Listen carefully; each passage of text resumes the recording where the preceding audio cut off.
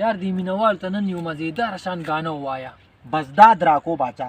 داد به در کومه شاباش. دا نیمه شپه په کلي رالمه. واه حد دی یار مخکې. دا نیمه شپه په کلي رالمه. وای لیوني کول کې مخکې. نور څومره مخکې شم.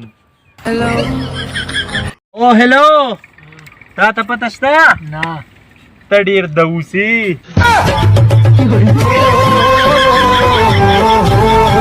السلام علیکم مرګرو، راځئ نن د خلکو نه عجیبه عجیبه تپوسونه کوو. دلته یو کس ولاړ دی. السلام علیکم، د میډیا والا یم. ماف که مړه. دا څنګه چل یار، یو کس وي ماف که مړه. نو راځئ دغه بل کس دغلته ناست دی، ده نه تپوسونه کوو چې دا څه وایي. السلام علیکم مرګري، زه چې چا نن تپوس وکړم راله وایي ماف که مړه. زه څه خیرمار خو نه یم یار. خیرمار نه یې؟ یار نو بیا درته ولې وایي چې ماف که مړه؟ یار چې زه ورته وایم السلام علیکم د میډیا والا یم، راته وایي ماف که مړه. د میډیا والا؟ ماف که مړه.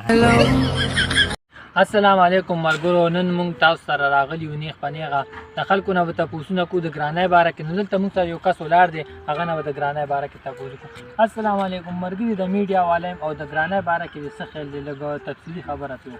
وعلیکم السلام. وروره مړه داسې کار دی چې سختي په کار دی. خلکو له دې ملک دپاره سختي وړل په کار دي. مشرانو به یو متل کولو که ګیدړان سخت وی که نه نو کاڼو به ټول خوړلي وي. لکه مطلب دا په کار ده. دا متل د الټه وی داسې نه دی، که کاڼي سخت وي ګیدړان به یې غوڼ خوړلي وي. نه مړه ډېر پخوانی متل دی، موږ نه هېر دی یار.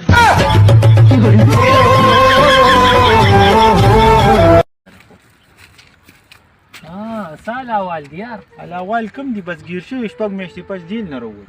ولې؟ نو اغلا کې ګیر کړی نه وم. نو ته څنګه ګیر کې ظالمه؟ ته خو تجربه کار غلی، ته څنګه ګیر کې؟ مړی تجربه دې سر وخوري، خو د ښې وخت نه دی چا سره ښه نشي کولی. پوه شوې؟ هغه څنګه؟ نو ګوره 50,000 روپۍ مې راپټې کړي که نه، نو هغې کې 1000 روپۍ دي سوي. نه لکه مې واپس وړلو مې روکې دا زرګون دي.